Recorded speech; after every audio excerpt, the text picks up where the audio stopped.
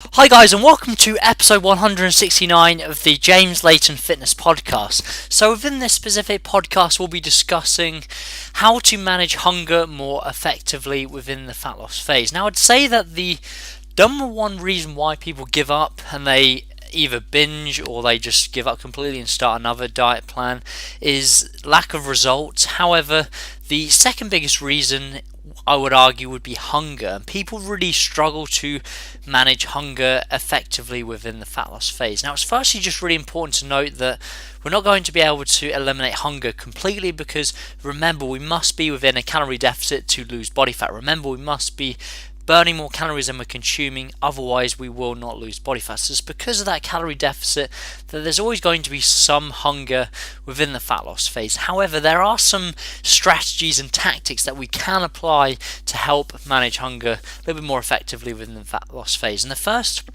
probably the biggest tip, and this is the most important, and that is to not be too aggressive with the calorie deficit within the fat loss phase. Unfortunately, too many people are too keen to start the fat loss phase on barely any calories while performing training 7 days a week or trying to do too much cardio, having too little calories, and that's going to result in a too aggressive calorie deficit, which will result in obviously huge amounts of hunger, very difficult to manage. But in addition to that, you're also going to lose a lot of muscle mass within the fat loss phase. Remember, we've got two objectives within the fat loss phase: to lose body fat and also to maintain as much muscle mass as possible. And therefore, if you're too aggressive with the energy deficit, you're going to lose a lot of muscle mass, and again, hunger is going to be a real factor. So focus on a 0.5 to 1% weight loss per week. This will be a slow enough rate of weight loss that you can maintain muscle mass, but also slow enough that hunger is not as much of an issue as it would be if you were more aggressive with the calorie deficit. So that's the first tip, and arguably the most important. If you get that right,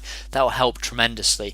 The second tip is to focus on increasing your fiber intake within the fat loss phase. Fiber is going to help you keep you fuller for longer, so focus on having lots of green vegetables, lots of fruits, things of this nature will really help bulk out the diet, and it will help you to feel fuller for longer within the fat loss phase. The next tip is to focus on foods that typically have more volume. Now, this therefore means you're going to mainly focus on having whole foods, single ingredient whole foods within the fat loss phase. The reason for that, typically these foods are higher in volume. So what I mean by volume is the amount of foods in comparison to how many calories. So for example, if you just focus on lots of processed food, lots of sugary foods, the volume is very low because they're quite calorically dense for the amount of food you're actually eating. On the flip side, if you're focusing mainly on whole foods, single ingredient whole foods, these foods are typically higher in volume, more satiating, and therefore you can eat more of them without making a significant dent into your calorie targets. That's the next step. Focus on foods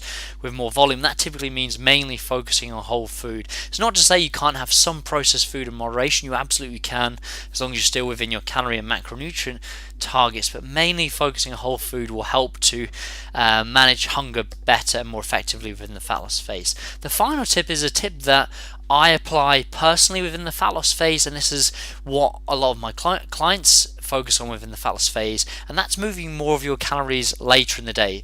Most people are typically more hungry at the end of the day as opposed to the morning, and therefore it just makes more sense to have more calories later in the day when you're more hungry, and therefore that will help blunt hunger within the fat loss phase. So as long as you're still staying within your calorie targets, it doesn't particularly matter where you're consuming those calories, whether it's in the morning, the evening, middle of the day, it does not matter. But in terms of managing hunger, most people are more hungry at the end of the day, so by saving more of your calories until later in the day can help manage hunger more effectively. And that's a tactic that I apply pretty much without fail within all of my personal fat loss phases. It does make a big difference. It just allows you to really adhere to those lower calories within the fat loss phase, just having more food later in the day, because otherwise, as you all know, in the evenings, that's typically when you're very hungry, especially in a dieting phase. So that tip can really help tremendously. So thank you very much for listening. If you're still yet to subscribe to the podcast, please do, so you don't miss an episode. Additionally, if you're still yet to download my free book, How to Set Up a Nutrition Plan, if you go to James Layton, Layton fitness.co.uk, you'll see a tab at the top of the page called free book, and you can download that immediately, and that will teach you how to set calories, protein, carbohydrates and fats suitable for fat loss, or muscle building, and I'll also teach you how to make changes to your nutrition targets when you reach a fat loss or muscle building plateau. Thank you very much for listening. I'll look forward to speaking to you next week. Take care.